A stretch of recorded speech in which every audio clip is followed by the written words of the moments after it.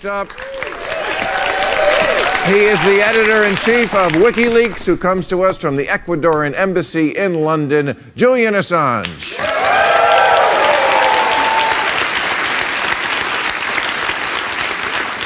Julian, great. Hi, guys. Hey, how you doing, Julian? Great to see you again. I know there's going to be a bit of a delay, like in your life. But you're back in the news, of course, because WikiLeaks released thousands and thousands of emails from the Democratic National Committee right before the Democratic Convention. And you, of course, in the past have released lots of documents from governments. But people questioned whether this was fair game because the Democratic National Committee is not a government, it's private, and some of the donors had their Social Security numbers and credit card numbers released.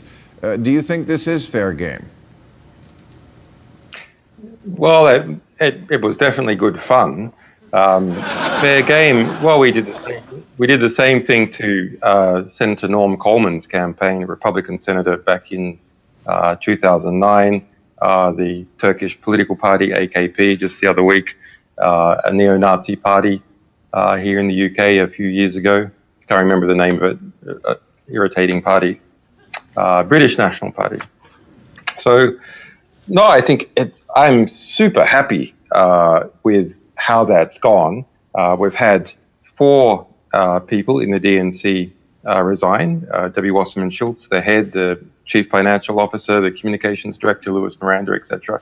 And that shows a kind of instant accountability, perhaps not proper political accountability for a really quite concerted effort through the chain of command at the DNC to make sure that Bernie Sanders didn't win, including by pumping out black PR. Well, I don't know if that's really true. I mean, I read those emails. There was no smoking gun. I do. I know that it's true. Well, I know that it's true. Okay. Communications Director Louis Miranda, who has resigned just 3 days ago, instructed his staff, an instruction, not a discussion, an instruction to pump out, quote, in an unattributable manner, statements and an article saying that Bernie Sanders supporters were engaged in acts of violence. So this is the DNC demonizing in a covert manner through its chain of command to the press and its favored press contacts, a Democrat, saying that a Democrat was conducting violence when you have the same allegations against the Trump campaign, thereby watering down the critique against the Trump campaign and, of course, pumping up that. Why haven't we seen anything hacked from the Trump campaign? I mean, obviously we know these came from Russia, and we also know that you do not like Hillary Clinton at all, as does not Vladimir Putin. So it looks like you are working with a bad actor,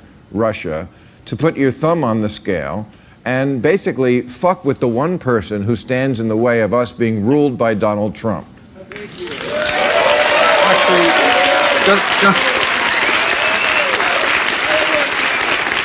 just before I came in here, we thought we'd do a little search on our files, and I do notice that a William Mayer gave a Clinton-affiliated entity $1 million. Now it's a William Mayer in LA, where at the time that money came. Perhaps you would like to comment. Is that you? Yeah. I don't think you have to look in your files to find that, Julian. I gave Obama $1 million. I made it public. The whole point of it was to make it public so that people in 2012 would understand that the game had moved to the $1 million level after our Citizens United ruling. I wasn't trying to hide it. I was trying to publicize it. I don't know what the point is. Is there another $1 million going to Hillary or equivalent? Fuck no. But no.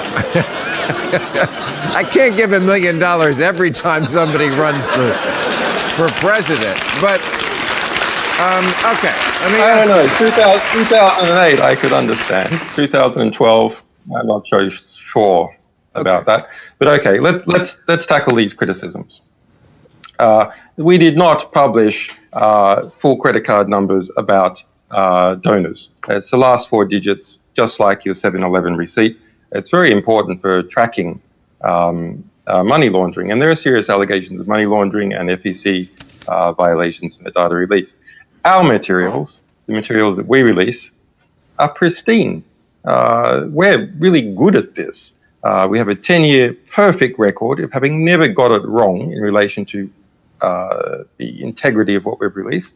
There's no allegation, even from Debbie Wasserman Schultz or any of these people, that any of the material is not completely valid and true.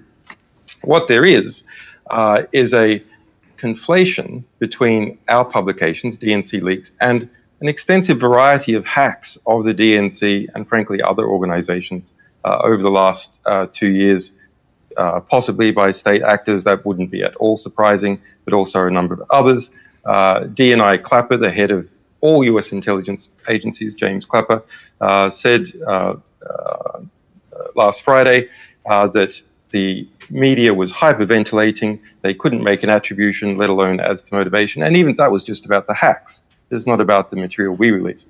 But we know the source of the material, right? Everyone knows the source of what we published.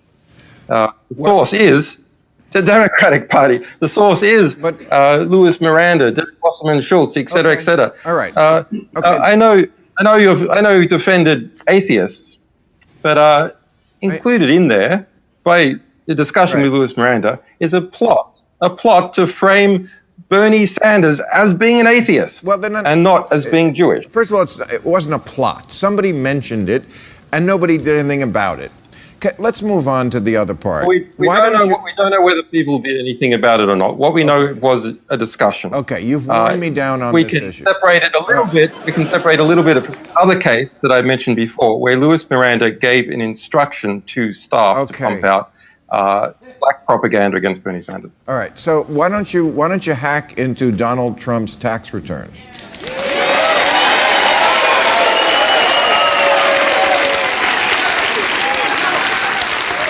Well, we're working on it. Okay. All right.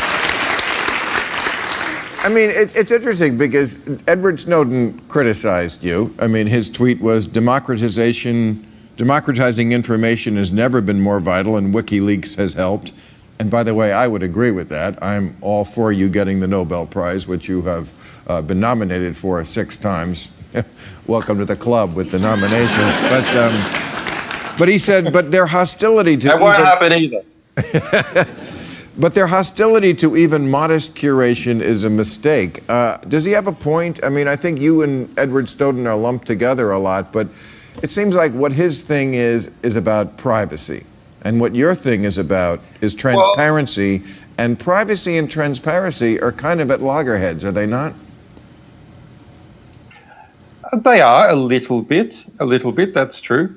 I suppose, well, he doesn't really know the definition of curation. So curation is not censorship of the ruling political party's cash flows.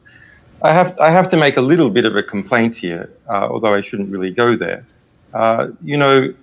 Edward Snowden hasn't published anything in 3 years. He did one thing. It was a very important thing. And it was, in fact, so important that I and this organization saved his ass by rescuing him from Hong Kong, getting him asylum, making 23 asylum applications, and setting up his defense fund, the Courage Foundation, which I'm a trustee of today. So, okay, I know Edward is trying to get a pardon at the end of the Obama presidency. And so he's playing that game. I understand he's in a very serious situation. If you look at Chelsea Manning, one of my alleged sources, sentenced to 35 years in prison. Hillary Clinton's spokesperson resigned because he was also being tortured in prison. A formal finding by the UN.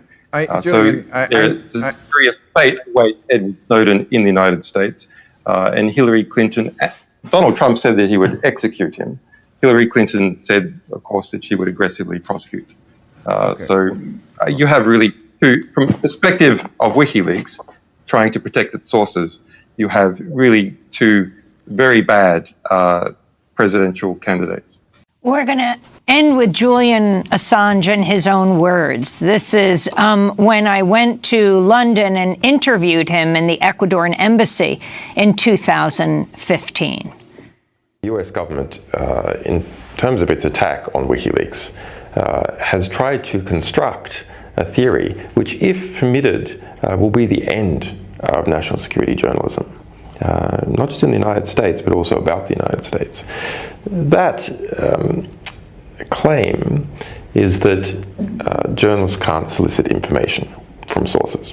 And to solicit information is to be involved in a conspiracy.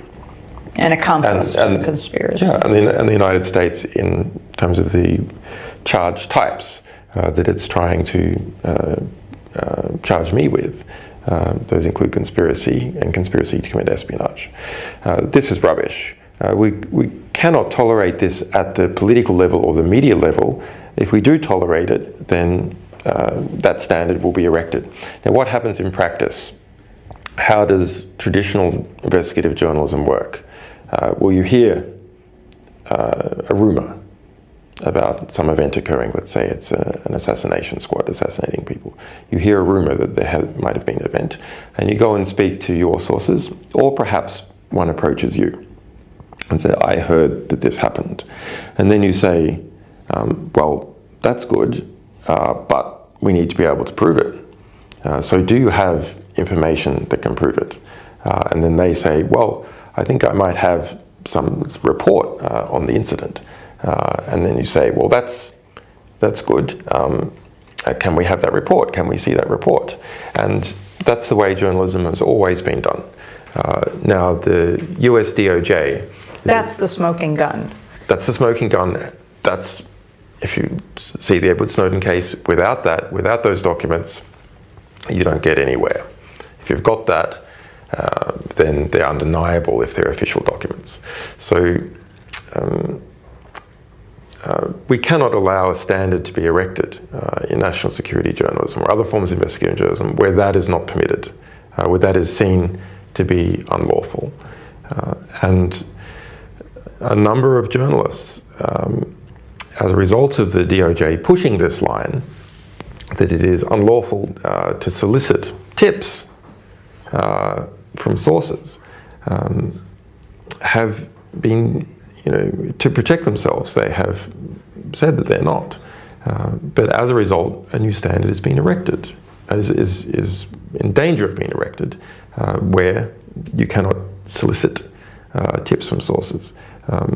Now, we even fell into this mistake back in 2011, 2012, where our situation was quite precarious based on legal advice. WikiLeaks doesn't solicit information. In fact, WikiLeaks is one of the few organizations, because of our infrastructure, that we do often get unsolicited information.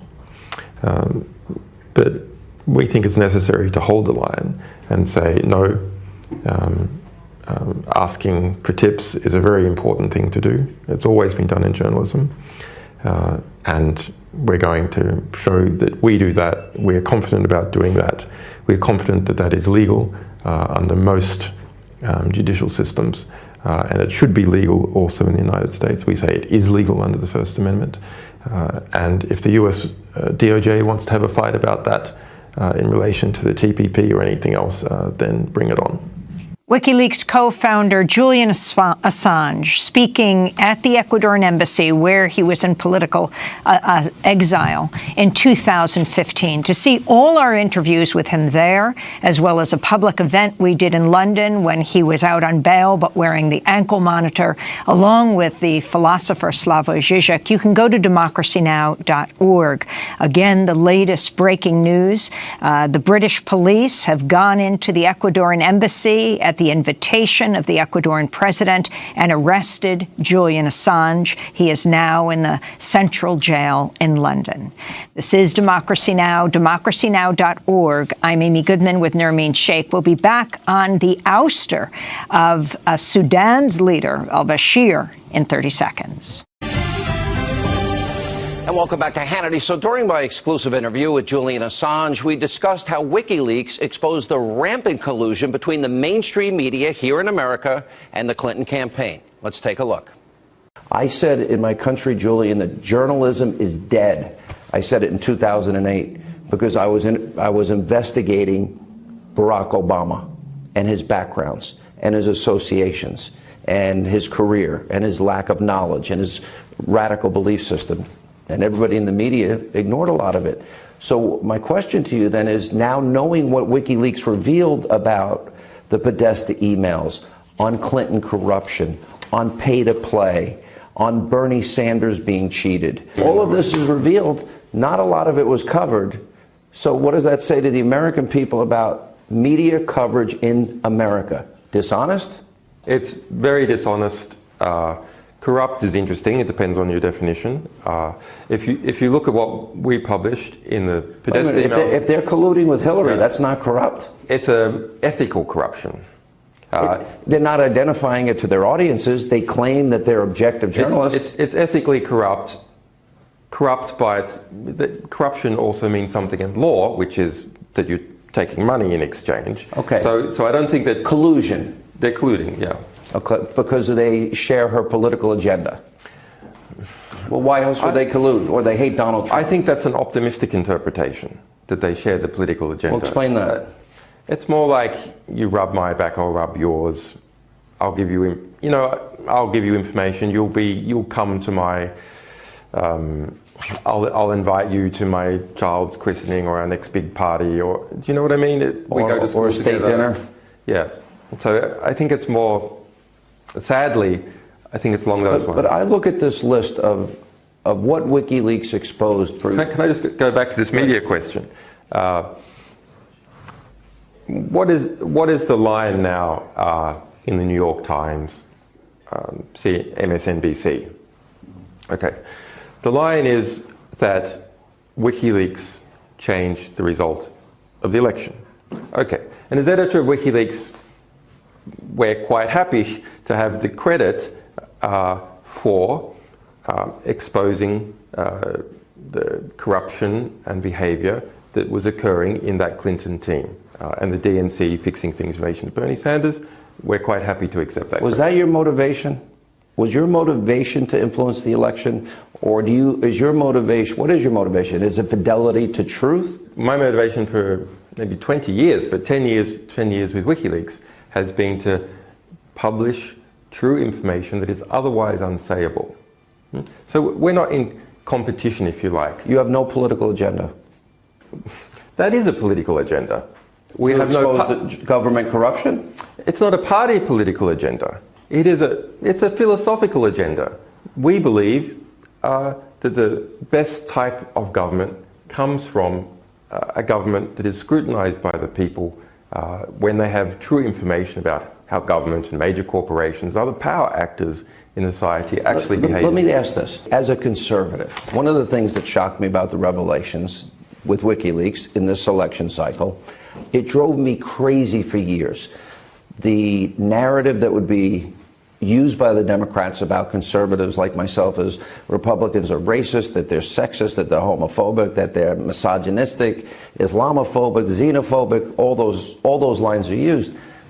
And what was fascinating, and not many people wanted to pay attention to it, and I think that's because of the media collusion, is they were exposed as using racial language, being anti-Semitic, homophobic, which led to, on the eve of the Democratic convention, Debbie Wasserman Schultz being fired.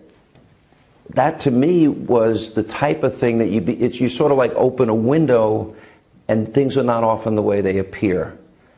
Is this now a new reality going forward in terms of if the media is not going to do... There's a early 2014 email from Hillary Clinton, so not so long after she left Secretary of State, to her campaign manager, John Podesta.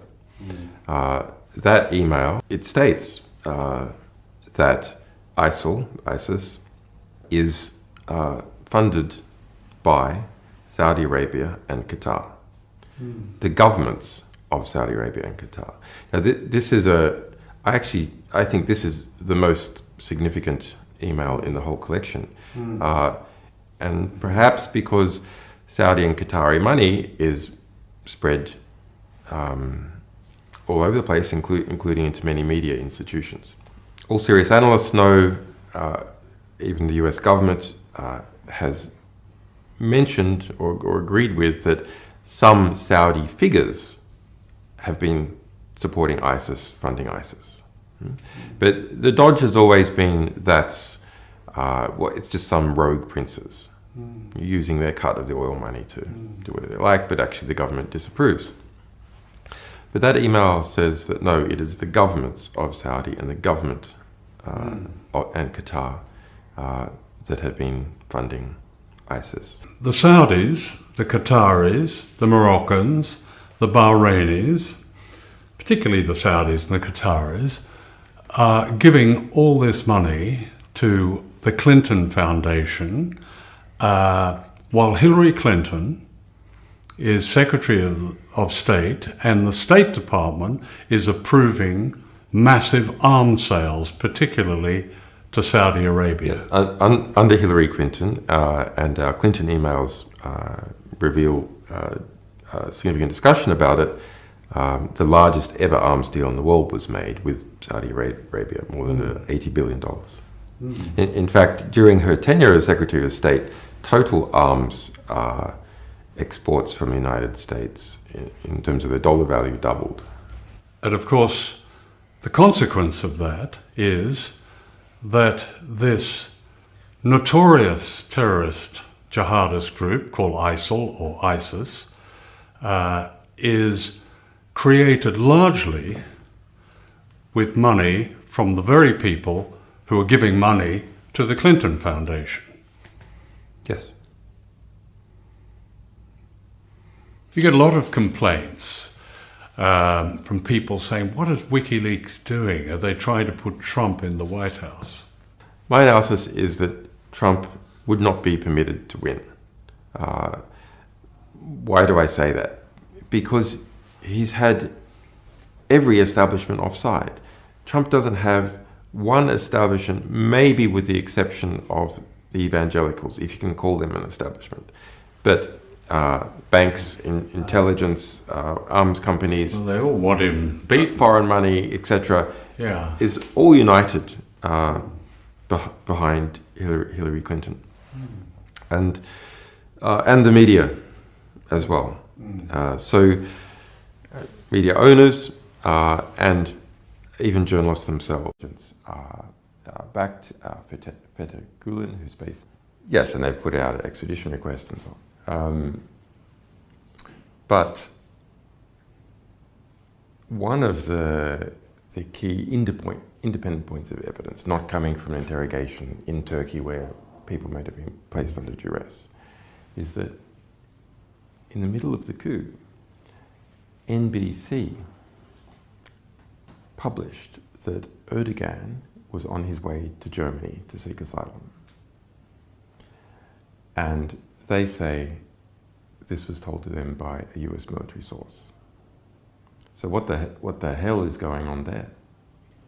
Because that went all the way around the world and was used to further the chance of the success of the coup within Turkey. Because if the president has fled, then he has lost control. NBC, a close supporter, so Trump supporters would say, of Hillary Clinton. So would a Hillary Clinton presidency endanger the NATO alliance and the ability to store American nuclear weapons at Incirlik Air Base and use it as a base to bomb Iraq and Syria under Hillary Clinton?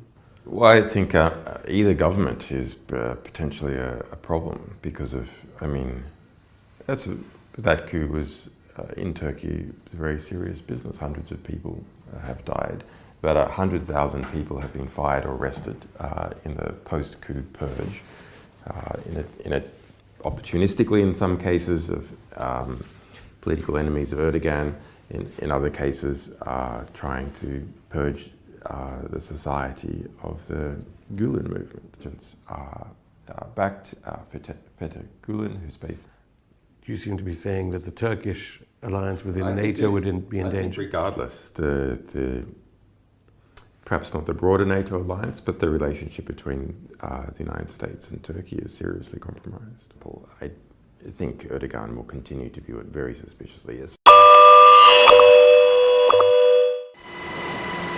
Hundreds of civilian deaths, a black unit to hunt down Taliban leaders, intelligence pointing to Pakistani and Iranian involvement in the insurgency. The US military's secret Afghanistan war logs provide the most revealing picture of the conflict so far. An hour-by-hour account emerges from 92,000 cryptic reports, each recording an incident involving NATO troops, a Taliban attack, or intelligence received. They were shared with The Guardian, The New York Times, and Der Spiegel by the whistleblower's website, WikiLeaks. Its founder, Julian Assange, explains why he made it public. If journalism is good, it is controversial by its nature. It is the role of good journalism to take on powerful abuses. And when powerful abuses are taken on, there is always a back reaction. So we see that controversy, and we believe that is a good thing to engage in. And in this case, it will show the true nature of this war. And then the public from Afghanistan and other nations can see what's really going on and take steps to address the problems. The significance of this material is both the overarching context, that is, it covers the entire war since 2004, and individual events which are also significant, or a thread of events. So those include something like Task Force 373, an US-based assassination squad that goes around Afghanistan killing people on a kill or capture list. It includes significant events where many people were killed. For instance, we are looking at an event that killed 181 people at once, some by an AC-130 gunship. It includes detail about how the war is supported in various ways. So how the political class in Kabul interfaces with US military and intelligence, how the corruption is spread through that community, but also how the war is mediated by Pakistan and possibly by Iran. The nearest analogue is the Pentagon Papers, which was released in the early 70s. That exposed how the United States was prosecuting the war in Vietnam. That was some 10,000 pages, and some of those pages were accepted and put into the New York Times and other US newspapers. It wasn't for several years that a book was published of some 5,000 of those pages by Beacon Press. This situation is different in that it's not just more material and being pushed to a bigger audience and much sooner, if you like. Everyone has the book, the whole lot at once, but rather that people can give back. So people around the world who are reading this are able to comment on it and put it in context and understand the full situation. That is not something that has previously occurred, and that is something that can only be brought about as a result of the internet. Militaries keep information secret to prosecute their part of a war, but also to hide abuse. And there is a military argument for keeping some information secret that is very timely. So an example of where troops are about to deploy. But that information expires quickly. And this information ranges from 2004 to 2010. So that argument is not valid for this type of information. This legend on my t-shirt is really quite nice. It's from the Norwegian Journalists Association, SKUP, and it says, dig down in time. And it's a reference to the snowfalls in Norway, that if you're up in the mountains and there's a lot of snow, you've got to dig down in time to be safe. But for investigative journalism, this is dig down into the archives to understand.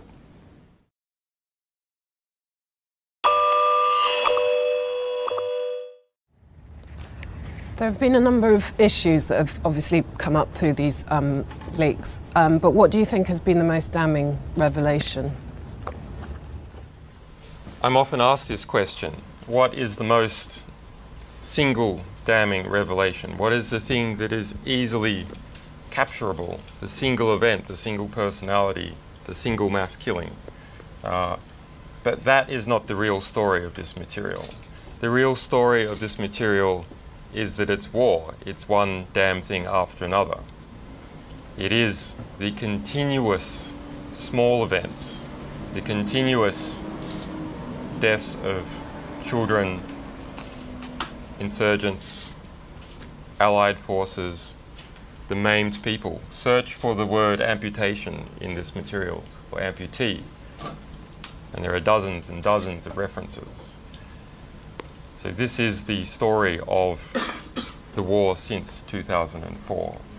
And like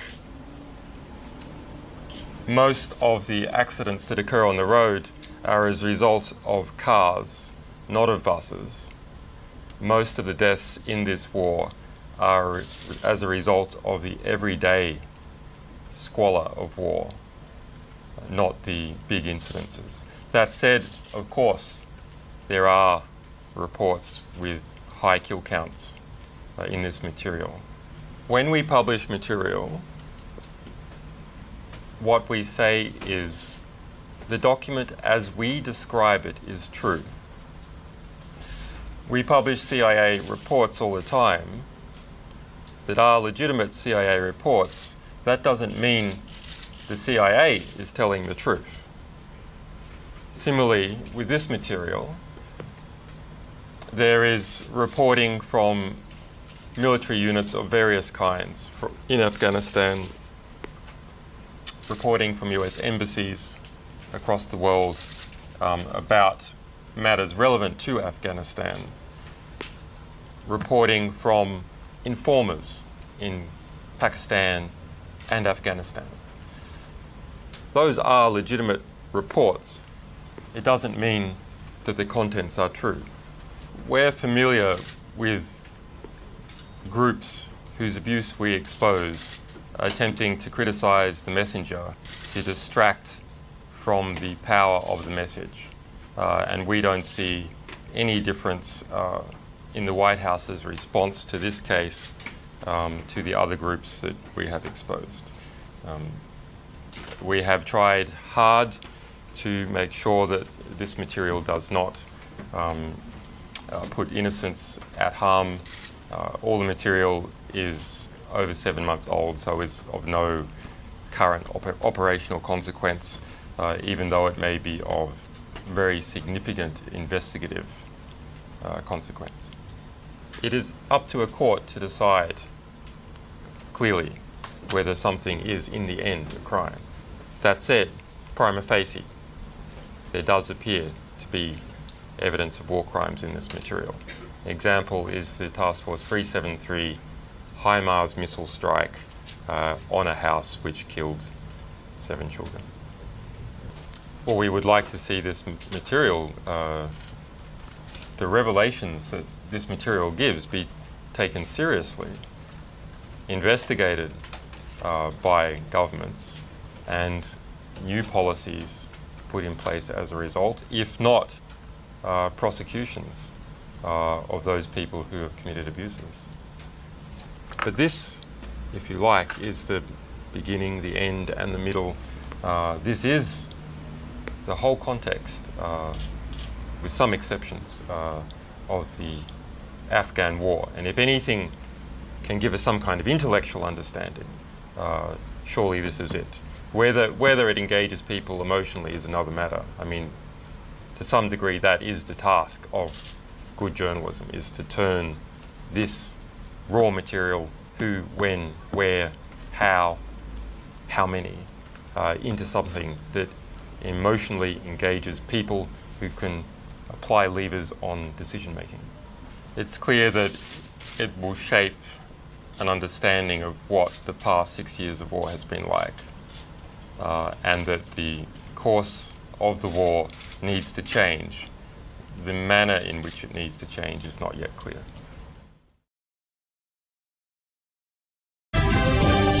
And welcome back to Hannity. So in a recent interview with the New York Times, WikiLeaks founder Julian Assange had some harsh words for Hillary Clinton and the mainstream media. Let's take a look. The American liberal press, in falling over themselves to defend Hillary Clinton, are erecting a demon that is going to put nooses around everyone's necks as soon as she wins the election, which he is almost certainly going to do. Now, he was not mincing words there, but that's not all. In other interviews, Assange has said that he has, quote, significant documents that would be damaging to Hillary Clinton's campaign. Here to join us and explain more, the man himself, WikiLeaks founder Julian Assange. Julian, how are you, sir? Welcome to the program. G'day, Sean. I'm well as can be expected for being detained for 6.5 years without charge. You know what? I understand. You know, part of me in the beginning was conflicted about you. And I'll tell you why. I believe in privacy. I believe that people, especially when it comes to private emails, personal emails, etc., and I think people have a right to that privacy. On the other hand, you have done a lot of good in what you have exposed about how corrupt, dishonest, and phony our government is, and I applaud that. I think that's good that we know that. Do you understand people when they talk to you about the privacy issue? I do, and we've exposed a lot of governments. WikiLeaks has, we specialize in bringing the First Amendment to the world. We were always very surprised that one of our biggest battles would be trying to bring it to the United States under an Obama administration. Yeah, that's interesting you say that. Why do you say that that's a surprise to you?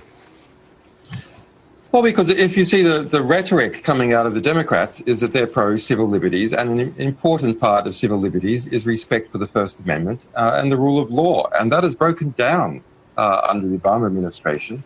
And Hillary Clinton was part of that process. She has, and the Obama administration has, attempted to prosecute more journalists and journalistic sources under the Espionage Act, that same Espionage Act that she was being investigated under, than all previous presidencies combined. Yeah. Not just more than any one of them, than more than all of them combined. So there's, under Obama, an epidemic has developed of abusing national security laws to crack down on what is legitimate use of the First Amendment. You said to PBS that you have a significant amount of information. The information itself is significant pertaining to Hillary Clinton's campaign. You will be releasing it in several batches as you are finishing it from a journalistic standpoint. How many batches, as you described them, do you think you'll be releasing, and how soon? Tricky question, Sean. Well, that's actually a pretty simple one. That's not tricky. The first batch is reasonably soon. We're quite confident about it now. We might put out some teasers as I don't want to promise anything because you have to see how the formatting goes, but we might put out some teasers as early as the next week or the week after. Last question. It's not really hard to hack into these even secure systems, is it? I've talked to some real smart computer friends of mine. They say it's far more simple than anybody would ever know. Is that true? It is. I just want to say one thing. In the FBI report released Friday, I agree with your analysis. It is very strange that was released Friday afternoon on a Labor weekend. I do think it draws questions as to what sort of game the FBI is trying to play. But there is, Hillary Clinton says that she can't remember what a C in brackets stands for. Everyone in positions of government and in WikiLeaks knows it stands for classified confidential. And in fact, we have already released thousands of cables by Hillary Clinton. Here she is, Clinton. See, that's her signature, Clinton, with the C in bracket right there. Wow. Thousands of examples where she herself has used this C in brackets and signed it off, and more than 22,000 times that she has received cables from others with this C in brackets. So it's absolutely incredible for Clinton to lie. She is lying about not knowing what that is, but it's a bit disturbing that James Comey goes along with that game. Wow. Julian Assange, fascinating. I do hope you get free one day. I wish you the best. Thank you for being with us.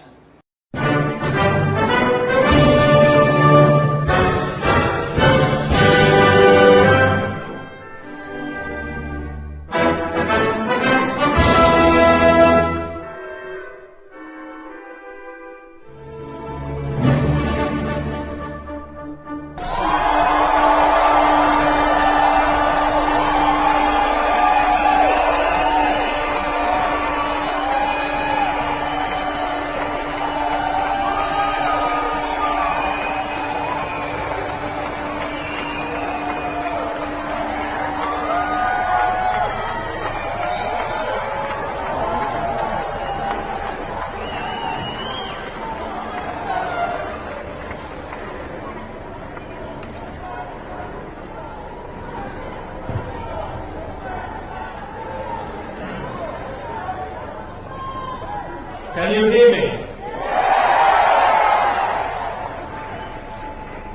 I am here today because I cannot be there with you today. But thank you for coming. Thank you for your resolve, your generosity of spirit. On Wednesday night, after a threat was sent to this embassy and police descended on this building, you came out in the middle of the night to watch over it.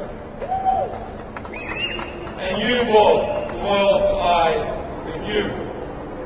Inside this embassy after dark, I could hear teams of police swarming up into the building through its internal fire escape. But I knew there would be witnesses, and that is because of you. If the UK did not throw away the Vienna Conventions the other night, it is because the world was watching. And the world was watching because you were watching. So the next time somebody tells you that it is pointless to defend those rights that we hold dear, remind them of your vigil in the dark before the embassy of Ecuador.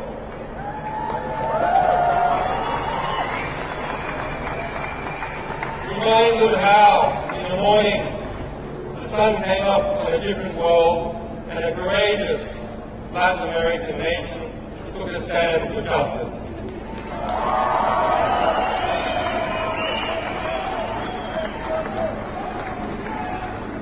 And so to those brave people, I thank President Correa for the courage he has shown in considering and in granting me political asylum. And I also thank the government, and in particular Foreign Minister Ricardo Coutinho, who upheld the Ecuadorian Constitution and its notion of universal citizenship in their consideration of my asylum. And to the Ecuadorian people for supporting and defending this Constitution. And I also have a debt of gratitude to the staff of this embassy, whose families live in London, and who have shown me hospitality and kindness despite the threats we all receive.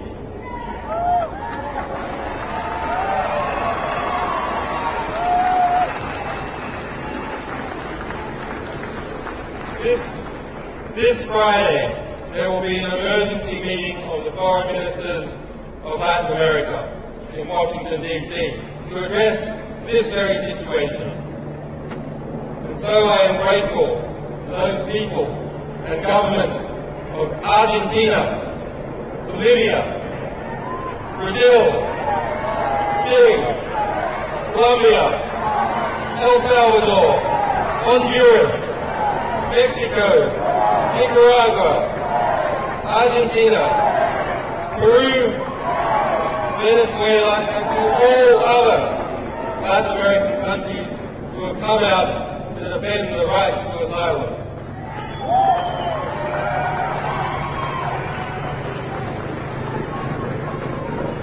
And to the people of the United States, United Kingdom, Sweden, and Australia, who have supported me in strength, even when their governments have not.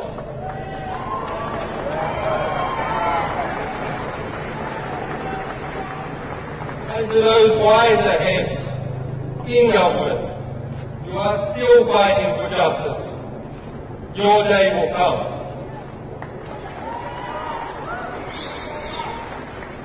To the staff, supporters, and sources of WikiLeaks, whose courage and commitment and loyalty has seen no equal.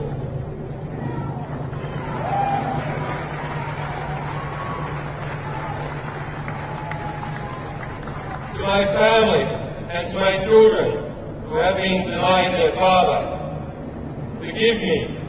We will be reunited soon.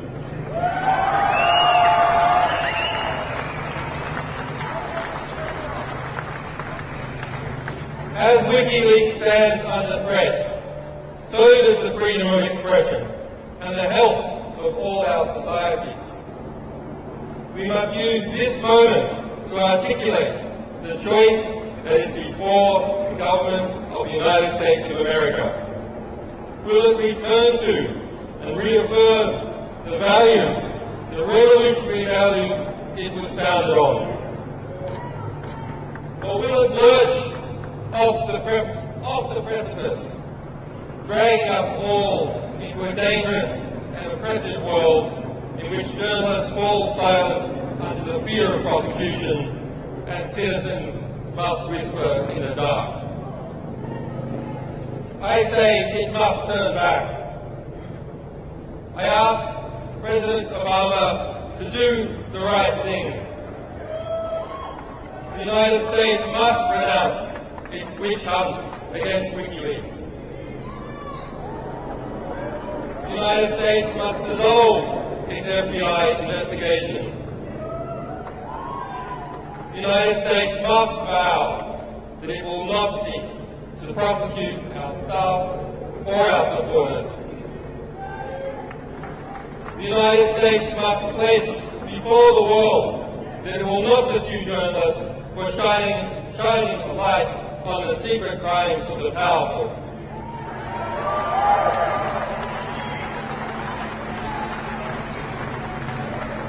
There must be no more foolish talk about prosecuting any media organisation, be it WikiLeaks or be it the New York Times. The US administration's war on whistleblowers must end. Thomas Drake, William Meade, John Carreyrou, and other heroic whistleblowers must be pardoned or compensated for the hardships they have endured as servants of the public record.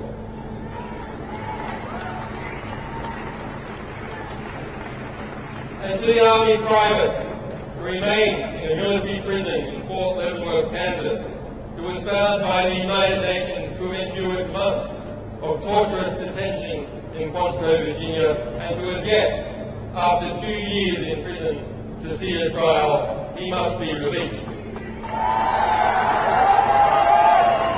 Bradley Manning must be released.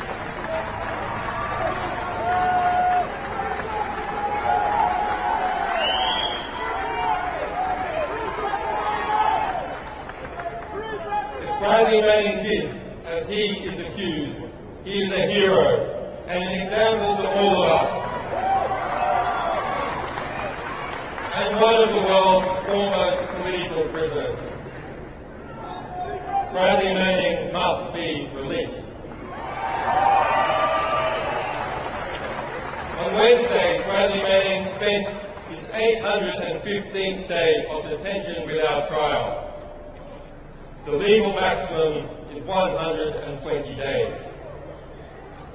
On Thursday, my friend Nabil Rajab, president of the Bahrain Human Rights Center, was sentenced to 3 years in prison for a tweet. On Friday, a Russian man was sentenced to 2 years in jail for a political performance. There is unity in the oppression. There must be absolute unity and determination in the response.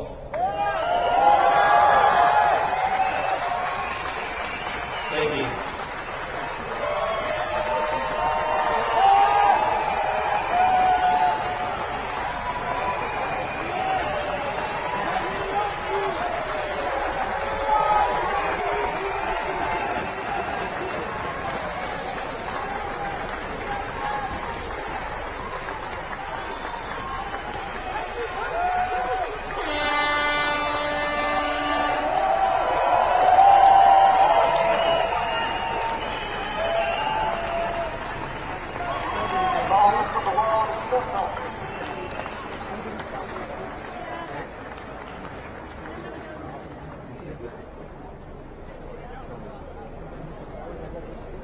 You might get okay, I try not to whip this thing too hard.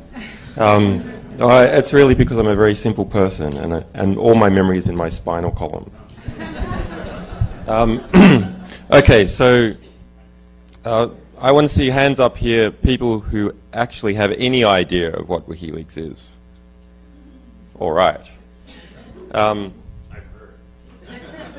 No, so that means you've actually looked at the website for something else other than this video that hit the news so intensely here in the United States. Okay, so that's not bad. So my background is of an activist and journalist and computer programmer and cryptographer specializing in how to design cryptographic systems to protect human rights workers. And a few years ago, me and other people involved in that arena started to understand that most political reform that wouldn't have otherwise have happened anyway as part of a natural development or a natural flow of economy happened because something that was embargoed, something that was constrained or hidden from the public intentionally was released. And if you imagine a small switch occurring, a small switch between information being withheld that would cause political reform and causing political reform, that small switch only requires a very small amount of energy. So you can achieve a big effect with a small amount of energy. And if we could scale this up, so we weren't just dealing with this on individual cases of particular journalists, then we could achieve a lot of political reform with a small amount of energy, i.e. the amount of capital we had available. So over the past few years, we have worked extremely hard to do that. And that has involved setting up systems to pull in as much repressed material as is possible. And to do that, we've designed a system, a multi-jurisdictional system, that routes material around the world in encrypted form through jurisdictions which have the best source protection laws in the world. So through Sweden and Belgium. And both of those have very strong protections, not only for our equipment that is held there, but also for, we have used these successfully in practice to attack other jurisdictions that are trying to investigate our sources. So I'll just give a very quick example of that. In South Africa last year, beginning of the year, the South African Competition Commission produced a 590-page report into cartel behavior of South African banks.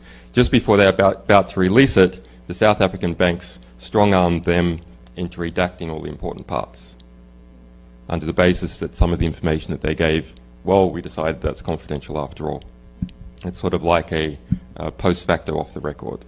And we then released the full version of that report. By the way, the redacted version got no press at all. We released the full version of that report, and they went after our sources in South Africa. They didn't identify them, but a criminal investigator was appointed at a high level of South African government.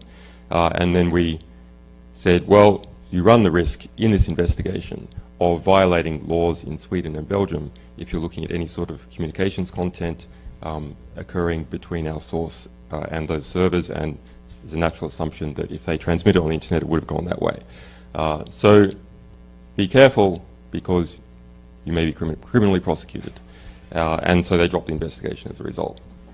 So that's an example of which there are a number where by carefully choosing laws in one jurisdiction, you can have an extra-jurisdictional effect. This is the reverse of libel tourism. And so that understanding is one of the things that we advised for the IMMI, to try and get these strong source protections that could be used to push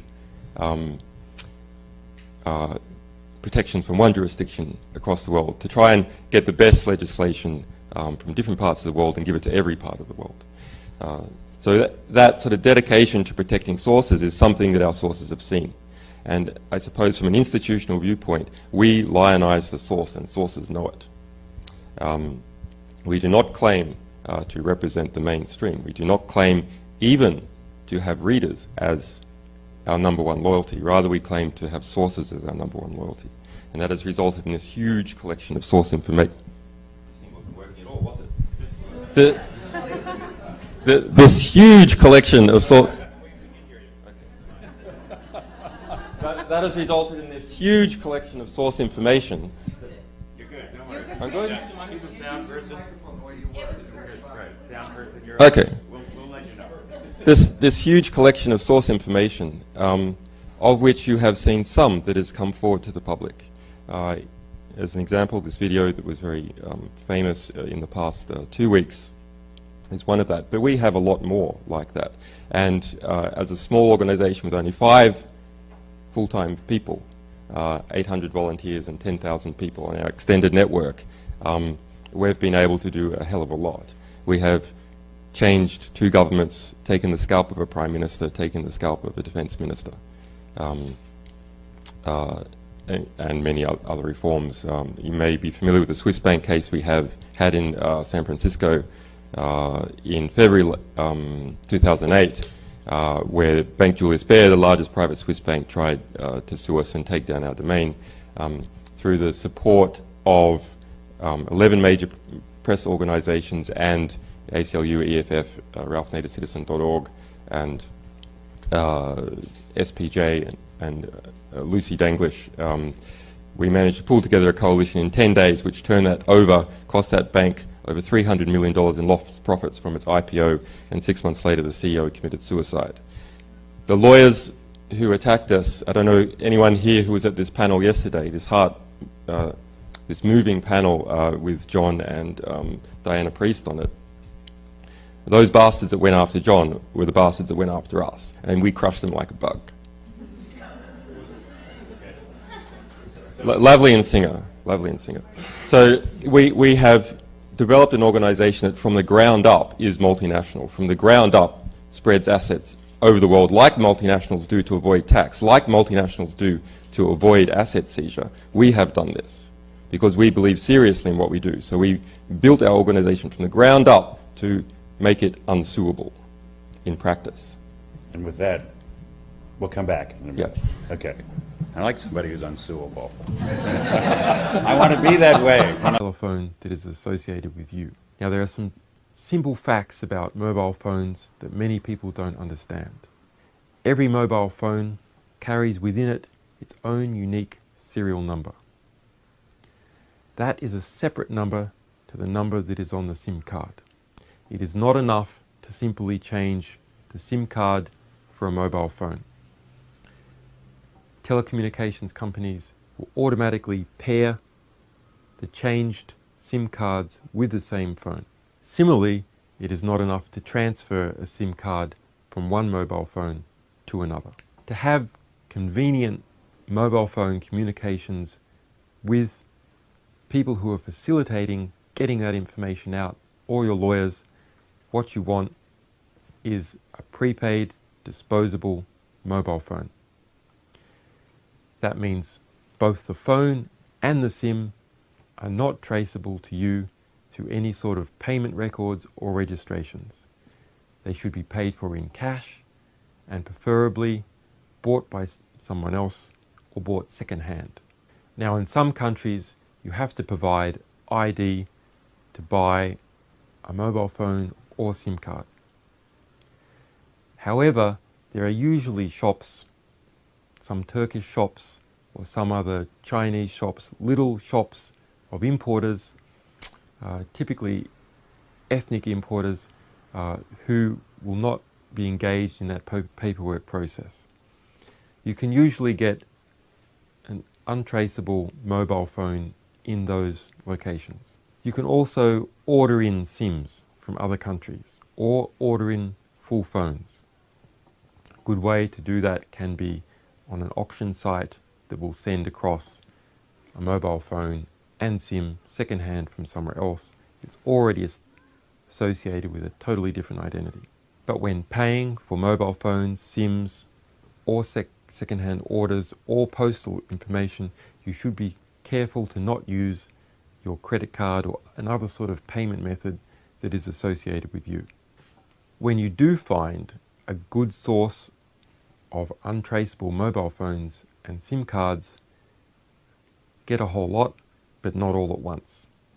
Never use the mobile phone you are using to communicate with a journalist or a human rights lawyer or someone else who is getting your disclosure out to the public for anything else. Do not use it to call your mother. Do not use it to call your children. Do not use it to call your work. Do not use it to call your home phone. Do not even try to carry it around at the same time as you're carrying around another mobile phone. Keep it off as often as possible. Try not to leave it on next to the house. If you want to establish contact conveniently, keep the phone off. When someone calls you, there will be a record kept on the mobile phone. When you turn it on, away from the house, you will see that someone tried to call you, and you can then return their call. After you've finished speaking to them, turn it off again. It's important to remember that not only are the real risks of getting information out to the public much lower than people perceive, but also the opportunities are extraordinary.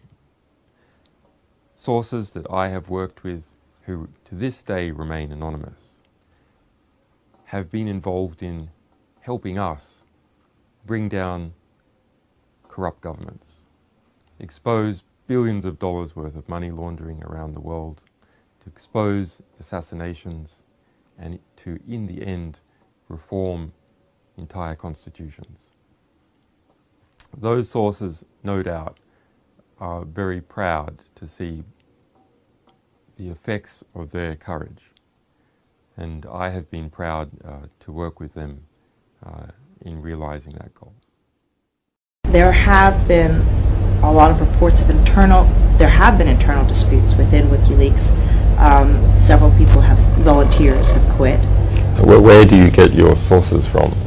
From former staffers, from... And did you speak to them? Yes, I did. Which ones? Well, I'm not going to say which ones, but people have said that they've quit. Because there's only one former staffer who was suspended, who, as far as I know, has spoken to anyone. Well, that former staffer, Daniel Domscheit-Berg, has done an interview with CNN saying that he was suspended and then quit. And he cited, among other things, a personality issue, that your personality seems to be eclipsing WikiLeaks and the work of WikiLeaks. And I'm wondering how you respond to that. This is just not a very interesting issue. We're an organization has employees, and when employees misbehave, they get suspended. And that was the case of Domscheit-Schmidt, and some employees, when they get suspended, are not happy about the suspension. But this criticism that, you know, the story around you is eclipsing the work of WikiLeaks, does that concern you? Would you consider stepping aside? This organization does not let anyone hang out to dry. We always expect tremendous criticism. It is my role to be the lightning rod, to attract the attacks against the organization for our work, and that is a difficult role. On the other hand, I also get undue credit. So, I mean, that's my function in this organization, and anyone involved in our sort of activity can be expected to be attacked across the full spectrum, whether it's sort of direct fabrications or poisonous rumor mongering by the tabloid press. Anyway, that is something that we as an organization cannot be distracted by. We have to move on and do the work that we are committed to do. You mentioned, you sort of describe yourself as a lightning rod. One aspect of that has been the legal situation for yourself in Sweden. You're now facing charges. I'm not going to talk about that in relation to this. But it does affect WikiLeaks. Yeah, but this interview is about something else. So I will have to walk if you're... Do you still... If you're going to contaminate this extremely serious interview with questions about my personal life. Well, no, I'm not. But what I want to ask is, at one point you said it was a dirty tricks campaign. I'm going to walk if you're going to. So you don't want to address whether or not you feel this is an attack Right, on it's completely disgusting, Antigua. I'm asking whether or not you I'm going to walk if you're going to contaminate us revealing the deaths of 104,000 people with attacks against my person. I'm not. What I'm asking is if you feel that it's attack on WikiLeaks. Okay, sorry. Julian, I'm happy to go on to that route. In what sense? I have to ask that question. In what sense? Obvious. I have to ask that question.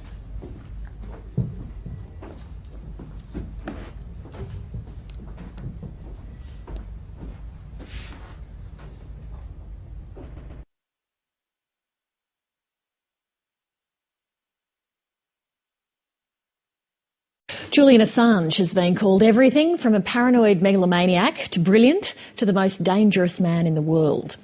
The WikiLeaks founder is currently living under strict bail conditions in a mansion in England, preparing for another round in his legal battle to avoid extradition to Sweden on sexual assault charges. Despite his personal troubles, he's told 7:30 that WikiLeaks will continue to operate with or without him. Julian Assange, given your circumstances, is WikiLeaks currently operational?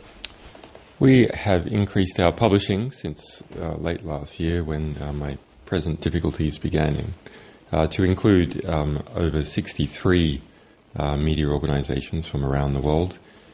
We have now published over 7,000 US embassy cables relating to Cablegate.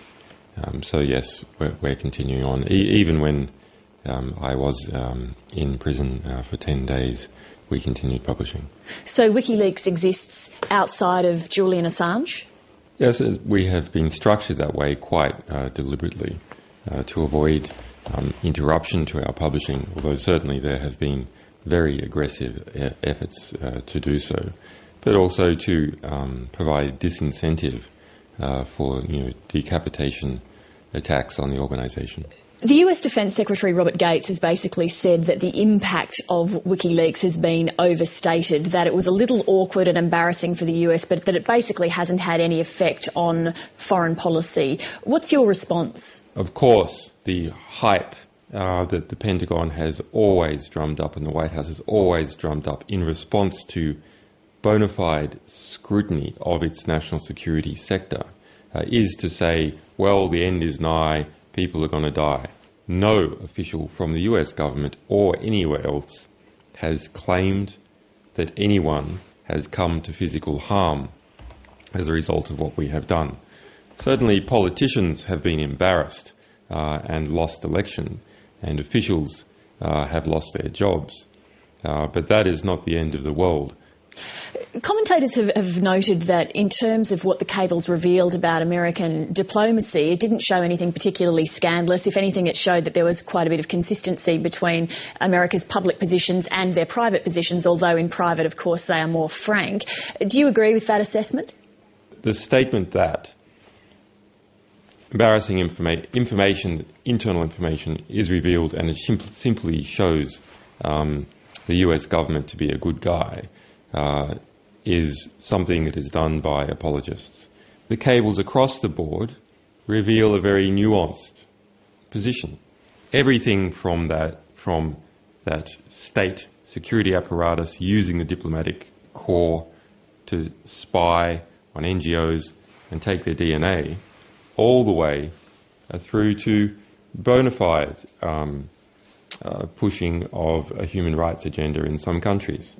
So we can see that the State Department and US embassies in their interactions with other governments are not the caricature that the White House presents, but neither are they the caricature that some leftists present.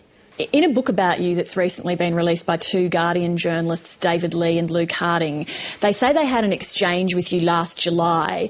They wanted you to redact the names of informants mentioned in the Iraq war logs, and they claim that you said, well, they're informants, so if they get killed, they've got it coming to them, they deserve it. Did you say that?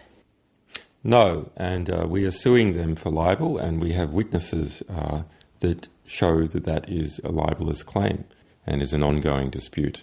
So there's a lot of vitriol in the top end of the news business and a lot of backstabbing, and unfortunately we happen to be on the receiving end of it from this individual.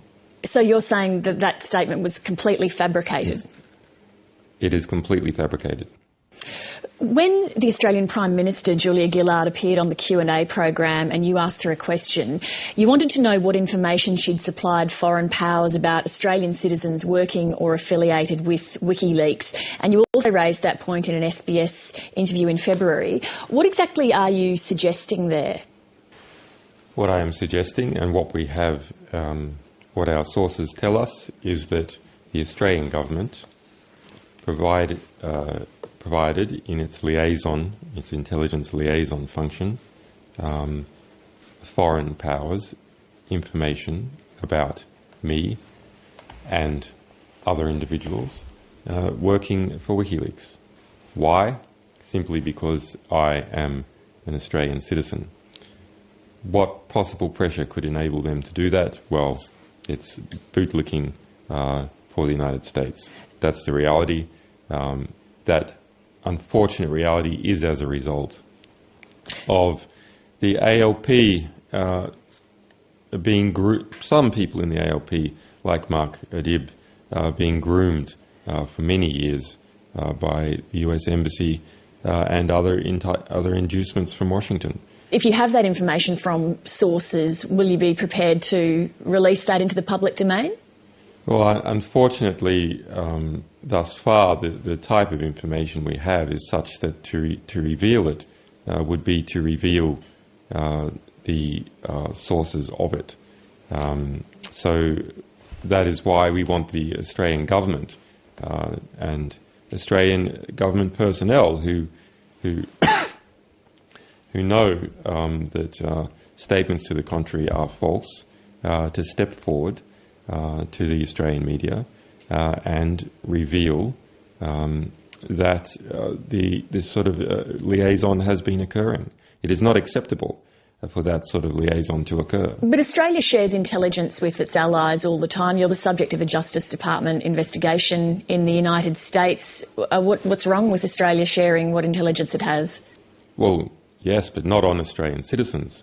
The Australian government's purpose is to protect Australian citizens. It has no other purpose.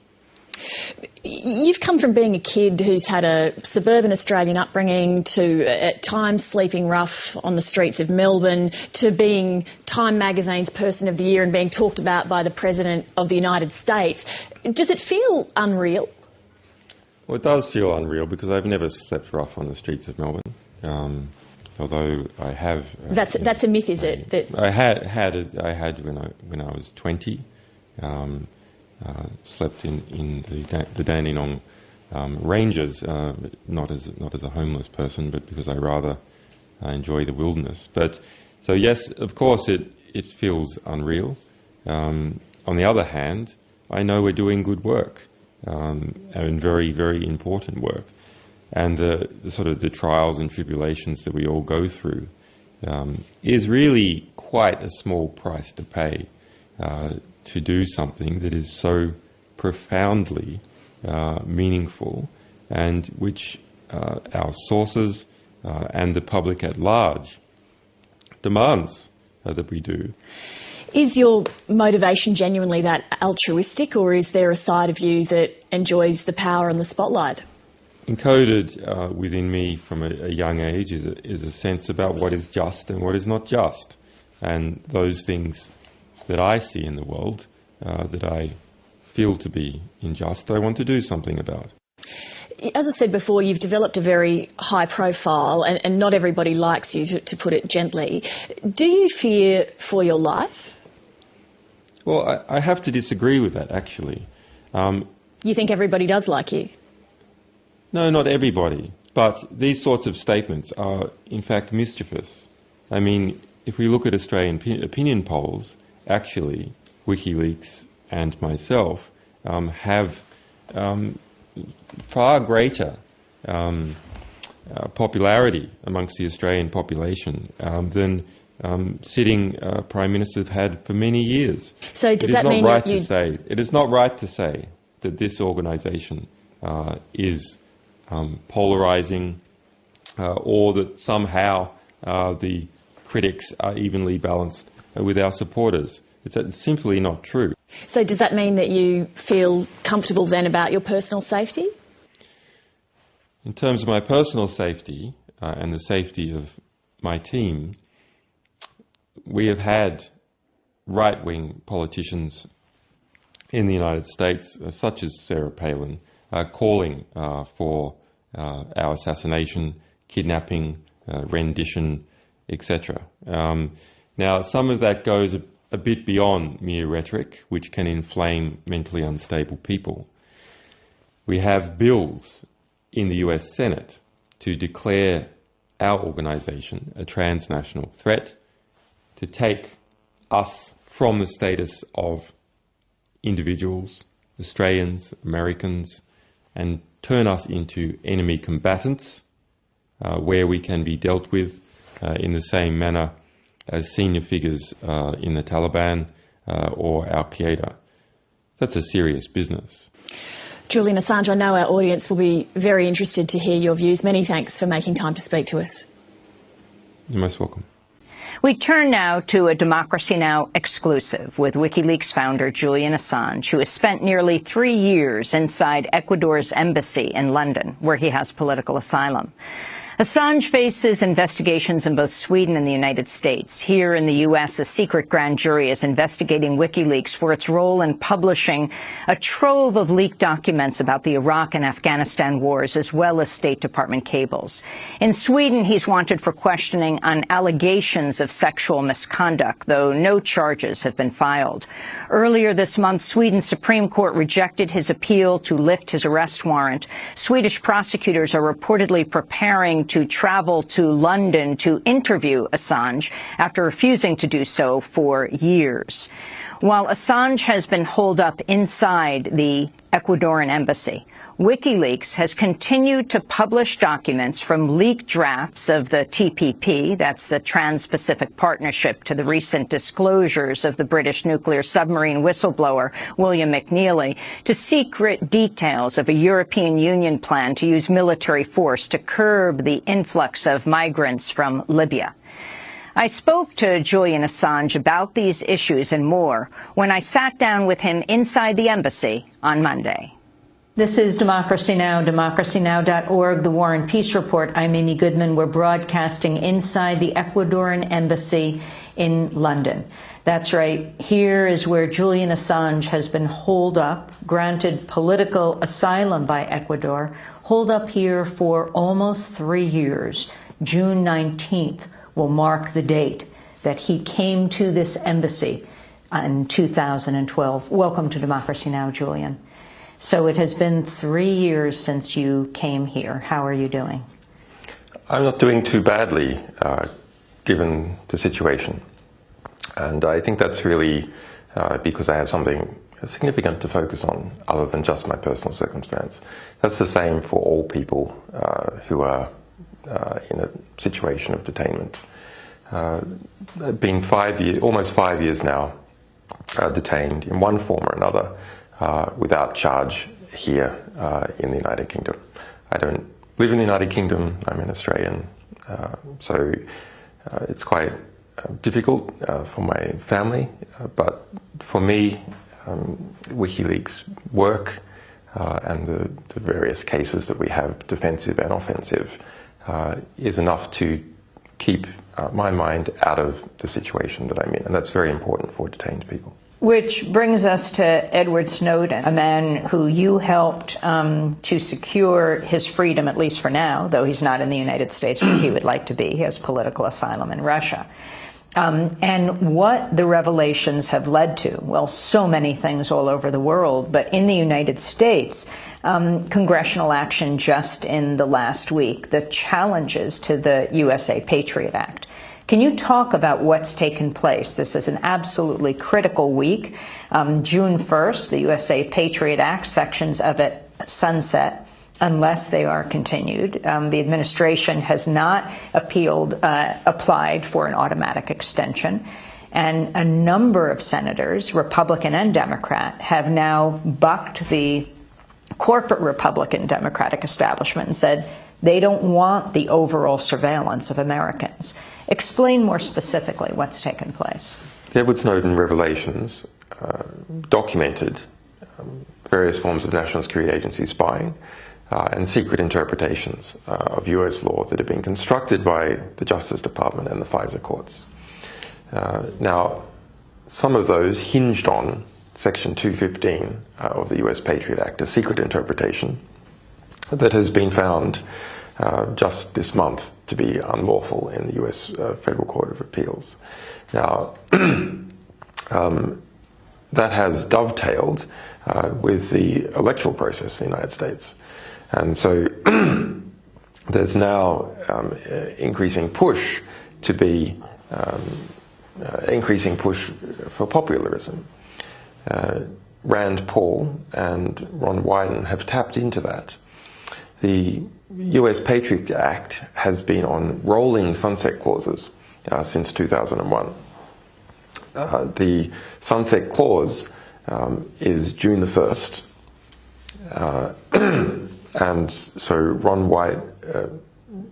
Wyden and Rand Paul engaged in a filibuster, pushing the passage of the renewal of the Patriot Act off to a week where Congress had scheduled to be away, all the way leading up to June 1st.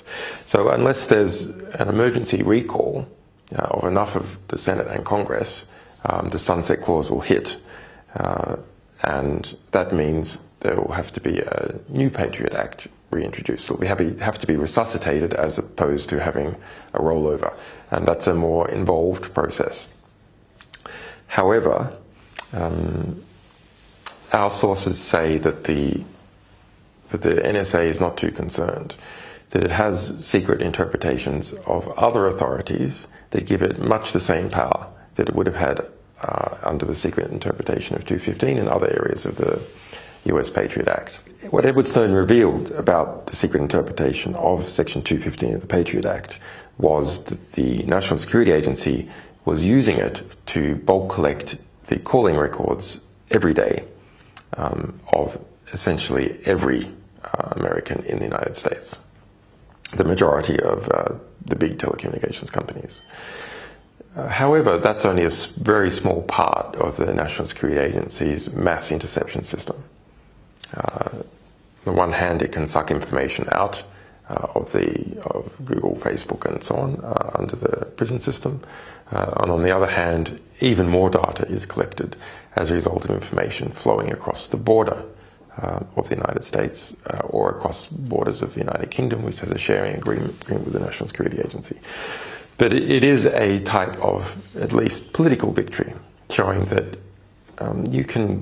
Rand Paul clearly believes that you can garnish a type of political power by having a filibuster on this issue.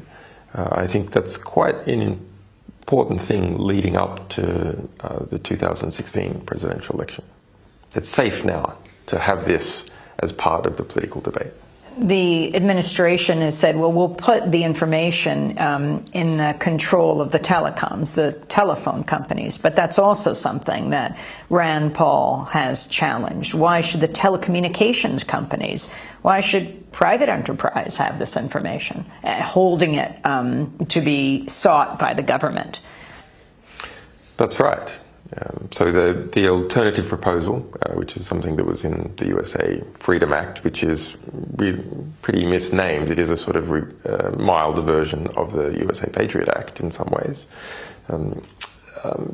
Instead, Verizon and the other AT&T and other big telcos will hold the information ready for the National Security Agency. But it doesn't make much of a difference if that's an automated system. And it's just 80% of the National Security Agency is outsourced anyway in terms of the management of its data. In this case, if it has automatic connections to AT&T and Verizon, there's no difference in terms of its searching ability.